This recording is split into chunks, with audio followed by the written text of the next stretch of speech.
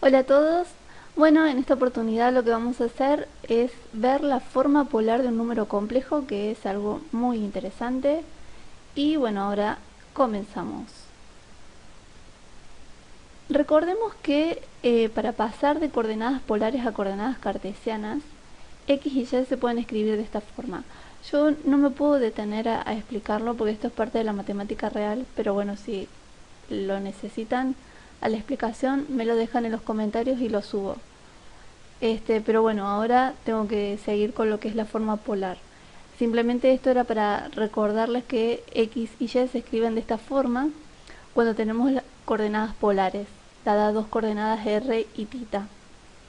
Entonces, en números complejos tenemos relacionado lo que es un punto en el plano xy con su parte real y su parte imaginaria. Esto lo vimos en un video anterior que tiene de título Representación gráfica de números complejos. Se los voy a dejar ahora les voy a dejar el link. Bueno, esto es para recordar que tenemos un punto en el plano xy asociado con un número complejo.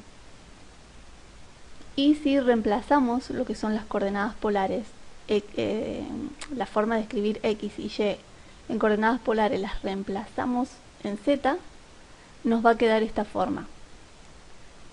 Bien, nos queda esta forma. ¿Y quién es R? R va a ser lo que se llama el módulo de z, ¿sí? Es simplemente el módulo de z que ya conocemos. Y θ es lo que vamos a llamar el argumento de z, ¿sí?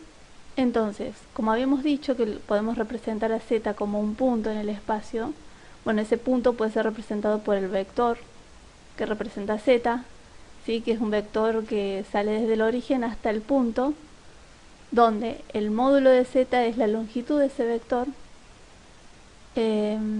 Si lo tenemos ahora con coordenadas polares, va a resultar ser que, bueno, acá ya vemos que la longitud es r, ¿no? O es el módulo de z, es r. Y θ, que es el argumento de z, es simplemente este ángulo que va desde el eje real x hasta donde está el vector que representa z, y medido en sentido antihorario, ¿sí? A esto le vamos a llamar argumento de z. Este es el θ. Bien. Ahora, veamos que este punto tiene una coordenada x, ¿sí? Y justamente esta distancia desde el origen hasta esta coordenada x es r coseno θ, ¿sí? Porque vamos a tener r, que es esta longitud del triángulo, pues acá tenemos un triangulito, va a ser justamente r coseno θ. Y del otro lado, o sea, del lado de la y, tenemos la coordenada y, y vamos a ver que esta distancia desde el origen hasta la coordenada y, ¿sí? Esto celeste es esta parte de acá del triángulo, no es más que i r seno θ, ¿sí? Bien. Entonces, dijimos, esta es la forma en que podemos escribir a z con coordenadas polares.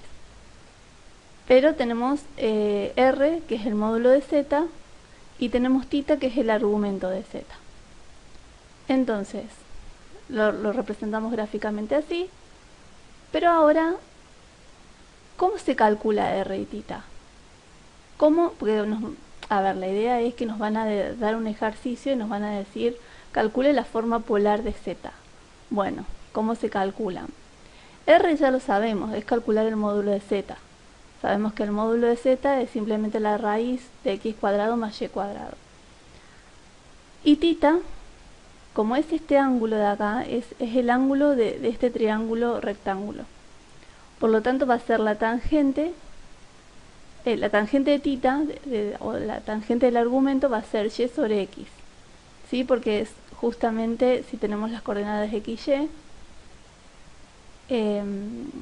y sobre x, o es el cateto adyacente sobre el cateto opuesto, sobre el cateto adyacente, me va a dar la tangente de θ, ¿sí? Bueno, así sacamos tita. Ahora, una aclaración. ¿Qué pasa si z es 0? Si z es 0, escrito en forma polar, fíjense que tenemos un coseno y tenemos un seno. Entonces, el argumento tita no está definido cuando z es 0, porque no se me hace 0 nunca. Cuando el seno es 0, el coseno es 1 y así. O sea, esto no se me va a hacer 0 jamás. Por lo tanto, no está definido. Entonces, se sobreentiende que cuando uno está en coordenadas, en la forma polar de z, z tiene que ser distinto de 0. Eso se aclara o se sobreentiende en general, ¿sí? No puede valer 0 z. Bien, sigamos. Ahora, habíamos dicho que tita es el argumento, ¿sí? de z, que es el ángulo que va desde la parte, desde las x positivas hasta el vector que representa z. Pero ¿qué pasa si yo doy toda una vuelta y vuelvo al vector? ¿Va a ser el mismo ángulo? No, porque este ángulo de acá, el chiquito, no es lo mismo que dar toda la vuelta y sumarle este pedacito. Es lo mismo y no es lo mismo, porque uno, digamos que este vector, supongamos que vale pi sobre 3, ¿sí? 60 grados. Supongamos que vale pi sobre 3. Ahora, el que da toda la vuelta va a tener sumado 2pi. Entonces va a ser pi sobre 3 más 2pi. Y este número no es lo mismo que este número, aunque gráficamente sea lo mismo. Entonces, ¿qué sucede? Se define lo que es el argumento principal. El argumento principal va a ser un ángulo que me defina a mi número z, pero que esté solamente en esta zona, entre menos pi y pi, abierto en menos pi y cerrado en pi, ¿sí? Ahora lo vemos mejor. Tenemos esto. Llamamos argumento principal a este ángulo que está en esta zona. ¿Qué zona es esa? Bueno, es esta de acá. Partimos desde menos pi, hacemos toda esta vuelta y llegamos a pi. En esta región, cuando a mí me caiga un número en esta región, voy a decir que es un argumento principal. Si no, no. Entonces, por ejemplo, si a mí me cae si yo calculo un argumento y el argumento me cae entre menos 2pi y 2pi, ese ángulo no es un ángulo, ese argumento no es un argumento principal, es un argumento cualquiera, pero no el principal. Y como vemos, el argumento principal se escribe con la letra A mayúscula. El otro que es común es con la minúscula. El argumento general, entonces va a ser el argumento principal más 2npi. Este es el argumento general, ¿sí? O simplemente argumento, donde n va a ser cualquier número entero, 0 más menos 1 más menos 2. Entonces, esto puede valer 2pi, 4pi, 6pi, 8pi, menos 2pi, menos 4pi y así. Entonces, habíamos dicho que z lo podemos escribir de esta forma cuando lo reemplazamos por coordenadas polares, ¿sí? Pero ahora fíjense una cosa, este tita, chiquito, habíamos dicho que es el argumento de z escrito con minúscula, ¿sí? El chiquito. Por lo tanto, lo podemos reemplazar así. Pero este argumento, escrito con minúscula, es esto que tenemos aquí. Entonces lo podemos reemplazar aquí. Y nos va a quedar esto. Y esta es la expresión de mi forma polar de z. Esta es realmente. ¿Sí? Bien. Una aclaración. Fíjense que el argumento principal está entre menos pi y aquí está abierto. Y pi. Y del lado de pi está cerrado, ¿sí? O sea, el igual está puesto al lado de pi. Entonces, cuando yo caigo con un número complejo que es solamente parte real negativa, ¿sí? Por ejemplo, menos 2. Menos 2 se puede escribir como menos 2 más y por 0, o sea, y es 0. Si yo tengo z igual a menos 2 y lo quiero pasar a forma polar, el argumento principal va a ser pi. Porque uno se puede preguntar, ¿cuál de los dos pongo? ¿Pongo pi o pongo menos pi? Y tengo que venir acá y tengo que ver que menos pi en realidad no está definido. No es parte de la región donde es el argumento principal, ¿sí? Sino es pi solo, pi positivo, digamos. Bien, hecha esa aclaración, continuamos. Tenemos entonces, esta es nuestra forma polar completa. Y vamos a ver un ejemplo. ¿Qué pasa si a mí me dan este número, que es 1 menos i? Le tengo que calcular el r y le tengo que calcular el θ. Entonces, el r yo lo sé calcular, que es el módulo de z. Tengo que hacer la raíz de x más y, de x cuadrado más y cuadrado. Entonces, en este número, ¿cuánto vale x? X es 1. ¿Y cuánto vale y? Y vale menos 1. Entonces, cuando yo tengo que calcular r, reemplazo simplemente x y y por lo que vale.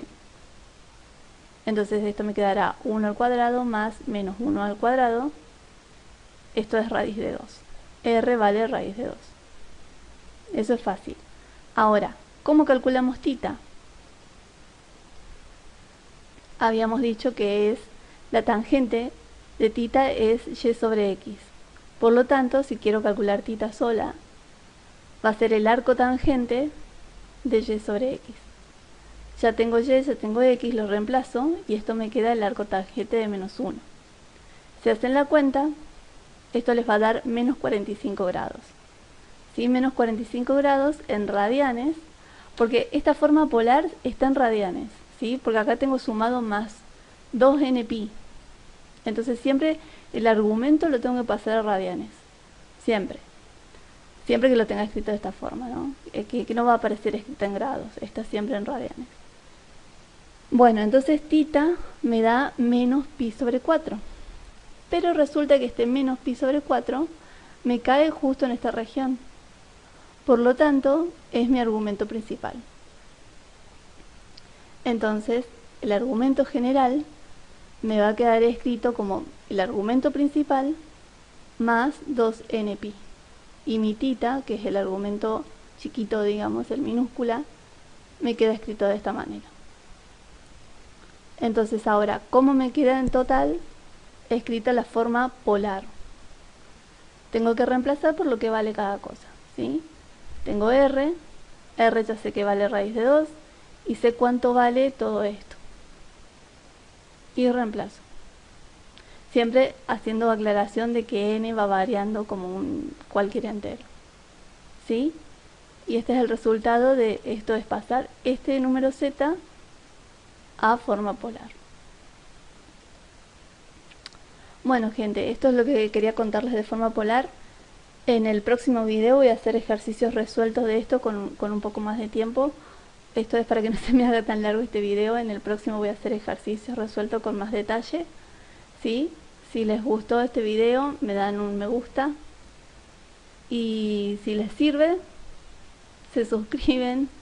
Y si tienen alguna duda o quieren ver alguna propiedad en particular de los números complejos, me lo dejan en los comentarios. Nos vemos en la próxima. Chao, chao.